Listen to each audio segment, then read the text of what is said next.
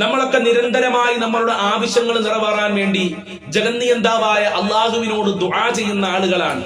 എന്നാൽ പലപ്പോഴും പല ആളുകളുടെയും പ്രാർത്ഥന സ്വീകരിക്കാറില്ല, പല ആളുകളുടെയും പ്രാർത്ഥന കബൂൽ ചെയ്യാറില്ല. എന്നാൽ എന്റെ പ്രിയമുള്ളവരെ, ഇന്ന് പ്രാർത്ഥിക്കുന്നതിന്റെ മുമ്പ് ഒരു ദിക്ർ നമ്മൾ ചൊല്ലിയിട്ട് ഒരു മന്ത്രം ചൊല്ലി ദുആ ചെയ്താൽ ഒരിക്കലും നമ്മളുടെ പ്രാർത്ഥന അള്ളാഹു തട്ടുകയില്ല. നമ്മൾ എന്താണോ അള്ളാഹുവിനോട് ചോദിക്കുന്നത് അത് അള്ളാഹു സുബ്ഹാനഹു വ തആല നമ്മൾക്ക് നൽകുകയാണ്. ഏതാണ് ആ അത്ഭുതകരമായ മന്ത്രമെന്ന് വിശദമായി നമ്മൾക്ക് പഠിക്കാം. അതോടൊപ്പം തന്നെ പ്രാർത്ഥിക്കുന്ന സമയത്ത് നാം ശ്രദ്ധിക്കേണ്ട ചില മര്യാദകളുണ്ട്, അതേതൊക്കെയാണെന്നും പഠിക്കാം. അള്ളാഹു കാക്കട്ടെ. അസ്സലാമു അലൈക്കും വറഹ്മത്തുള്ളാഹി വബറകാതുഹു. അൽഹംദുലില്ലാഹി റബ്ബിൽ ആലമീൻ വൽ ആഖിബത്തു ലിൽ മുത്തഖീൻ. അസ്സലാത്തു വസ്സലാമു അലൈക യാ റസൂലല്ലാഹ്. അസ്സലാത്തു വസ്സലാമു അലൈക യാ ഹബീബല്ലാഹ്. ദാറുൽ മുബീൻ മജ്ലിസ് കാണുന്ന പ്രിയമുള്ള മുത്തുമുഅ്മിനീങ്ങളെ, നിങ്ങളെ എല്ലാവരെയും നമ്മളെ മജ്ലിസിലേക്ക് സ്വാഗതം ചെയ്യുകയാണ്. അള്ളാഹു നമ്മളെ മജ്ലിസ് കബൂൽ ചെയ്യുമാറാകട്ടെ, അവൻ ഇഷ്ടപ്പെട്ട മജ്ലിസാക്കി തരുമാറാകട്ടെ. ഇൻഷാ അല്ലാഹ് ഒരുപാട് ആളുകൾ ദുആ കൊണ്ട് വസിയത്ത് ചെയ്തിട്ടുണ്ട്.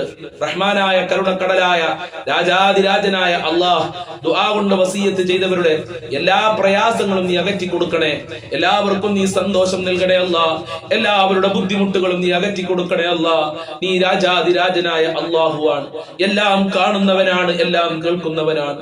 ഞങ്ങളെ മജ്ലിസ് കാണുന്ന, രാവിലെ 6 മണിക്ക് നടക്കുന്ന മജ്ലിസ് കാണുന്നവര്, ഉച്ചക്ക് 1 മണിക്ക് നടക്കുന്ന ക്ലാസ് കേൾക്കുന്ന ആളുകളുണ്ട്. ഒരുപാട് പ്രശ്നങ്ങളുള്ളവര്, പ്രയാസങ്ങളുള്ളവര്, സങ്കടമുള്ളവര്, സാമ്പത്തികമായ പ്രയാസം, മാനസികമായ പ്രയാസം, ശാരീരികമായ പ്രയാസം, എല്ലാം നീ ശിഫയാക്കുകണേ അല്ലാഹ്.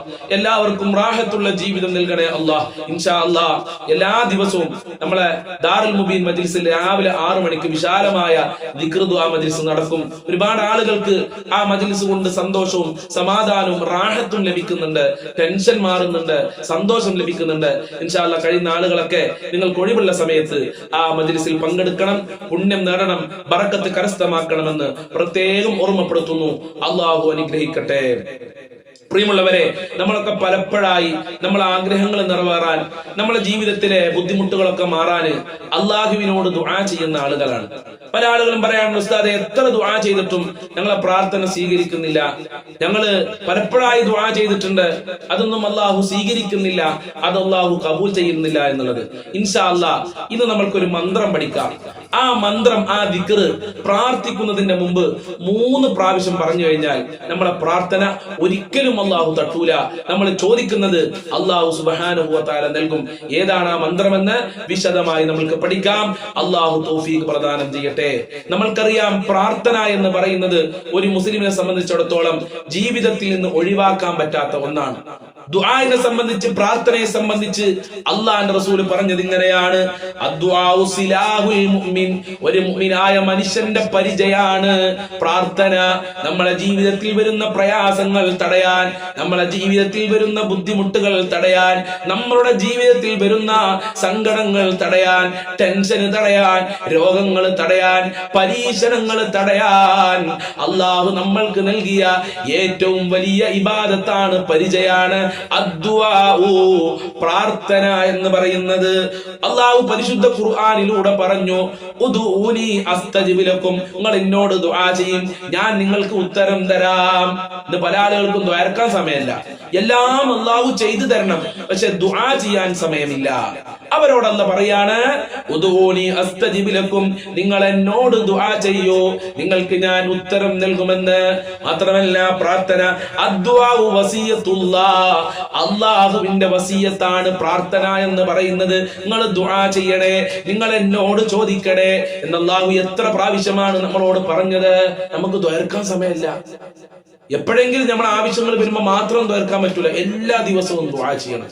5 വക്ത് നിസ്കാരങ്ങൾക്ക് ശേഷം, തഹജ്ജുദ് നിസ്കാരത്തിന് ശേഷം, ളുഹാ നിസ്കാരത്തിന് ശേഷം, പ്രത്യേക രാത്രികളില്, പ്രത്യേക ദിവസങ്ങളിൽ, പ്രത്യേക സമയത്തൊക്കെ നമ്മൾ ദുആ ചെയ്യണം. ദുആ ഒരിക്കലും ഒഴിവാക്കരുത്. ആവശ്യമുണ്ടെങ്കിലും ആവശ്യമില്ലെങ്കിലും അള്ളാഹിനോട് ചോദിക്കണം, കൈ ഉയർത്തണം. രോഗം വരുമ്പോൾ മാത്രം കൈ ഉയർത്തുക, കടം വരുമ്പോൾ മാത്രം കൈ ഉയർത്തുക, അങ്ങനെ പറ്റൂല. എപ്പോഴും അള്ളാഹുവിനോട് ദുആ ചെയ്യുക. സന്തോഷവേളയിലും ബുദ്ധിമുട്ടില്ലാത്ത സമയത്തും ബുദ്ധിമുട്ടുള്ള സമയത്തും അള്ളാഹുവിനോട് ചോദിക്കണം. ഇനി പ്രാർത്ഥിക്കുന്നതിന്റെ മുമ്പ് എന്താണ് അതാണ് നമ്മൾ ചൊല്ലേണ്ടത്. മഹാന്മാര് നമ്മളെ പഠിപ്പിക്കുന്നുണ്ട്. യാ അർഹമർ റാഹിമീൻ. എന്താ ചൊല്ലേണ്ടത്? യാ അർഹമർ റാഹിമീൻ. പ്രാർത്ഥിക്കുന്നതിന് മുമ്പ് 3 പ്രാവശ്യം യാ അർഹമർ റാഹിമീൻ, യാ അർഹമർ റാഹിമീൻ എന്നിങ്ങനെ പറയുക. അങ്ങനെ പറഞ്ഞു കഴിഞ്ഞാൽ ഫമൻ ഖാലാ സലാസൻ ഖാലഹുൽ മലകു ഇന്ന അർഹമർ റാഹിമീൻ ഖദ് അഖ്ബല അലൈക ഫസൽ. ഓ മോനെ, ഓ സഹോദരി, ഓ ഉമ്മമാരെ, നിങ്ങൾ ദുആ ചെയ്യുന്നതിന്റെ മുമ്പ് യാ അർഹമർ റാഹിമീൻ എന്ന് 3 പ്രാവശ്യം പറഞ്ഞിട്ടുണ്ട്. അത് പറഞ്ഞതിന്റെ പേരിൽ റഹ്മാനായ അല്ലാഹ് നിന്നിലേക്ക് തിരിഞ്ഞിട്ടുണ്ട്. നിന്റെ ആവശ്യങ്ങൾ കേൾക്കാൻ, നിന്റെ പ്രയാസങ്ങൾ കേൾക്കാൻ നിന്നിലേക്ക് അല്ലാഹു തിരിഞ്ഞിട്ടുണ്ട്. ഫസൽ. അതുകൊണ്ട് നീ അല്ലാഹുവിനോട് ചോദിച്ചോ, അല്ലാഹുവിനോട് നീ ചോദിക്ക്. അല്ലാഹു നിന്റെ ഉദ്ദേശങ്ങൾ നിറവേറ്റി തരും. ഹലാലായത് എന്തൊക്കെയുണ്ടോ അതൊക്കെ അല്ലാഹു നിറവേറ്റി തരും. ഇതാണ് ഒരു രൂപം. ഇനി യാ അർഹമർ റാഹിമീൻ ചൊല്ലേണ്ട മറ്റൊരു രൂപം അവിടെ തന്നെ മഹാന്മാര് പഠിപ്പിക്കുന്നുണ്ട്. വയാ അർഹമർ റാഹിമീൻ കൻസും മിൻ കുനൂസിൽ ജന്നാ. അത് സ്വർഗത്തിലെ നിധികളിൽപ്പെട്ട ഒരു നിധിയാണ്. യാ അർഹമർ റാഹിമീൻ എന്നുള്ളത് സ്വർഗത്തിലെ നിധികളിൽപ്പെട്ട ഒരു നിധിയാണ്. വമൻ ദആ ബിഹി അൽഫ മർറ. ഒരാൾ അതുകൊണ്ട് 1000 പ്രാവശ്യം ദുആ ചെയ്താൽ ഫീ ജൗഫിൽ ലൈലി, രാത്രിയുടെ മധ്യത്തില്, ലിഅയ്യി ഹാജത്തിൻ, ഏത് ആവശ്യത്തിന് വേണ്ടിയാണെങ്കിലും, കാനത്ത് മിനൽ ഹാജാതി ദുനിയവിയ്യ വൽ ഉഖറവിയ്യ, ദുനിയാവിലെ പ്രശ്നമാണെങ്കിലും ആഖിറത്തിലെ പ്രശ്നമാണെങ്കിലും അർദ്ധരാത്രി എണീറ്റുകൊണ്ട് 1000 പ്രാവശ്യം യാ അർഹമർ റാഹിമീൻ, യാ അർഹമർ റാഹിമീൻ എന്ന് ചൊല്ലി ദുആ ചെയ്താൽ ഖലല്ലാഹു ഹാജതഹു, അല്ലാഹു അവന്റെ ആവശ്യങ്ങൾ പൂർത്തീകരിച്ചു കൊടുക്കും. അത്ര പവറാണ് യാ അർഹമർ റാഹിമീൻ, യാ അർഹമർ റാഹിമീൻ. ശരിക്കും മനസ്സിലാക്കുക. ആദ്യം പറഞ്ഞത് ദുആ ചെയ്യുന്നതിന്റെ മുമ്പ് 3 പ്രാവശ്യം പറയാം. ഇപ്പോൾ പറഞ്ഞത് രാത്രി എണീറ്റുകൊണ്ട് 1000 വട്ടം യാ അർഹമർ റാഹിമീൻ, യാ അർഹമർ റാഹിമീൻ എന്ന് ചൊല്ലുക. എന്നിട്ട് ദുആ ചെയ്യുക. എന്നാൽ നമ്മുടെ ആവശ്യങ്ങൾ ദുനിയാവിന്റെ ആവശ്യമാണെങ്കിലും പരലോകത്തെ ആവശ്യമാണെങ്കിലും അല്ലാഹു പൂർത്തീകരിച്ചു നൽകും. ഇനി എന്റെ പ്രിയമുള്ളവരെ, പ്രാർത്ഥിക്കുന്നതിന് മുമ്പ് നമ്മൾ ചില മര്യാദകൾ പാലിക്കണം. പല മജ്‌ലിസുകളിലായി അത് ഓർമ്മപ്പെടുത്തിയിട്ടുണ്ട്. പല ആളുകളും അത് ശ്രദ്ധിക്കുന്നില്ല. ഒന്നുകൂടെ ഞാൻ ഓർമ്മപ്പെടുത്തി തരാം. പ്രാർത്ഥിക്കുമ്പോ ഇഖ്ലാസ് വേണം, നിഷ്കളങ്ക മനസ്സ് വേണം. നല്ല മനസ്സോടെയാണ് അള്ളാഹുവിനോട് ചോദിക്കേണ്ടത്. കുശുമ്പും കുറ്റും കിബുറും അഹങ്കാരമൊക്കെ ഉണ്ടായിട്ട് ഖിയാമത്ത് നാൾ വരെ അള്ളാഹിനോട് ചോദിച്ചാലും അള്ളാഹു നമ്മളെ പ്രാർത്ഥനയ്ക്ക് ഉത്തരം നൽകൂല. അയൽവാസിയോട് തെറ്റിയിട്ടുണ്ടാവും, കുടുംബത്തിലുള്ളവരോട് പിണങ്ങിയിട്ടുണ്ടാവും. പിന്നെ എങ്ങനെ നമ്മളെ പ്രാർത്ഥന അള്ളാഹു സ്വീകരിക്കുക? പ്രാർത്ഥന അള്ളാഹു സ്വീകരിക്കണമെങ്കിൽ നല്ല മനസ്സിന്റെ ഉടമയാകണം. നല്ല മനസ്സിന്റെ ഉടമയാകാത്ത കാലത്തോളം നമ്മളെ പ്രാർത്ഥന അള്ളാഹു സ്വീകരിക്കുകയില്ല. അള്ളാഹു പ്രാർത്ഥന സ്വീകരിക്കാനുള്ള ഒന്നാമത്തെ മാനദണ്ഡമാണ് അൽ ഇഖ്ലാസു, നിഷ്കളങ്ക മനസ്സ്. ഇനി പ്രാർത്ഥന സ്വീകരിക്കാൻ രണ്ടാമത് നമ്മൾ ശ്രദ്ധിക്കേണ്ടത് അസ്സലാഉ വസ്സലാത്തു, അൽഹംദുലില്ലാഹ് പറയണം. അൽഹംദുലില്ലാഹി റബ്ബിൽ ആലമീൻ എന്നെങ്കിലും പറയുക. അതോടൊപ്പം തന്നെ അറിയുന്ന ഒരു സ്വലാത്ത് ചൊല്ലുക. ഏത് സ്വലാത്തും ചൊല്ല. ഇബ്രാഹിമിയ സ്വലാത്ത് ചൊല്ല, ഫാത്തിമിയ സ്വലാത്ത് ചൊല്ല. ഇനി നമ്മൾ സാധാരണ ചൊല്ലുന്ന സല്ലല്ലാഹു അലൈഹി മുഹമ്മദ് സല്ലല്ലാഹു അലൈഹി വസല്ലം ആ സ്വലാത്ത് ചൊല്ല. ഏതായാലും പ്രാർത്ഥനയുടെ മുമ്പ് സ്വലാത്ത് ചൊല്ലൽ അനിവാര്യമാണ്. അത് പ്രാർത്ഥനയുടെ മര്യാദയിൽപ്പെട്ടതാണെന്ന് വലിയ വലിയ ആരിഫീങ്ങൾ അവരുടെ കിതാബിൽ രേഖപ്പെടുത്തിയിട്ടുണ്ട്. അതുപോലെ തന്നെ അൽ യഖീനു, നല്ല ഉറപ്പോടെ ചോദിക്കണം. അല്ലാഹ് നൽകുകയാണെങ്കിൽ നൽകട്ടെ, കിട്ടുകയാണെങ്കിൽ കിട്ടട്ടെ, ഇല്ലെങ്കിൽ വേണ്ട. ആ നിലക്ക് ചോദിക്കാൻ പറ്റൂല. എന്റെ റബ്ബനിക്ക് നൽകും, എന്റെ റബ്ബനിക്ക് നൽകും എന്നുള്ള ഉറപ്പോടെയാണ് അള്ളാഹുവിനോട് ദുആ ചെയ്യേണ്ടത്. അതുപോലെ തന്നെ നല്ല ഭക്തിയോടുകൂടെ കൽബിലേക്ക് അള്ളാഹുവിനെ കൊണ്ടുവരണം. എന്നിട്ടാണ് ദുആ ചെയ്യേണ്ടത്. അല്ലാതെ ദുആ ചെയ്യുമ്പോൾ കൽബിൽ വേറെന്തൊക്കെ ചിന്തയാണ്. അള്ളാഹ് എന്നുള്ളൊരു ചിന്തയില്ല കൽബില്. പിന്നെ എങ്ങനെ നമ്മളെ പ്രാർത്ഥന നമ്മൾ സ്വീകരിക്കാം? ഒരു ഭക്തിയില്ല, ഒരു പേടിയില്ലാതെയാണ് അള്ളാഹിന്റെ മുമ്പിൽ നമ്മൾ ഇരിക്കുന്നതെങ്കിൽ, ദുആ ചെയ്യുന്നതെങ്കിൽ നമ്മളെ പ്രാർത്ഥന അള്ളാഹു സ്വീകരിക്കൂല. അതുപോലെ പ്രാർത്ഥിക്കുന്നതിന് മുമ്പ് റഫ്ഉൽ യദൈനി, 2 കൈയും നന്നായി ഉയർത്തണം. ചില ആളുകൾക്ക് കൈ ഉയർത്താൻ മടിയാണ്. നല്ല നിലക്ക് ഉയർത്തണം. അള്ളാഹിനോട് ചോദിക്കല്ലേ, നൽകും, ലഭിക്കുമെന്നുള്ള ഉറപ്പോടെ ചോദിക്കല്ലേ. അപ്പൊ കൈയൊക്കെ ശരിക്കും ഉയർത്തി പിടിക്കണം. അത് പ്രാർത്ഥനയുടെ മര്യാദയാണ്. അതുപോലെ തന്നെ ഇസ്തിഖ്ബാലുൽ ഖിബില, ഖിബിലയിലേക്ക് തിരിഞ്ഞുകൊണ്ടാണ് പ്രാർത്ഥിക്കേണ്ടത്. അത് പ്രാർത്ഥനയുടെ മര്യാദയാണ്. ഖിബിലയിലേക്ക് തിരിഞ്ഞിരുന്ന് പ്രാർത്ഥിക്കൽ സുന്നത്താണ്. അങ്ങനെയാണ് മഹാന്മാർ പഠിപ്പിച്ചത്. അങ്ങനെയാണ് മുത്തുനബി ദുആ ചെയ്യാറുള്ളത്. അതുപോലെ തന്നെ അൽ വുളൂ, പ്രാർത്ഥിക്കുന്നതിന് മുമ്പ് വുളൂ സുന്നത്താണ്. നമ്മളെ ആവശ്യങ്ങൾ നിറവേറാൻ വേണ്ടി റബ്ബിന്റെ മുമ്പിൽ കൈ ഉയർത്താൻ പോവാണ്.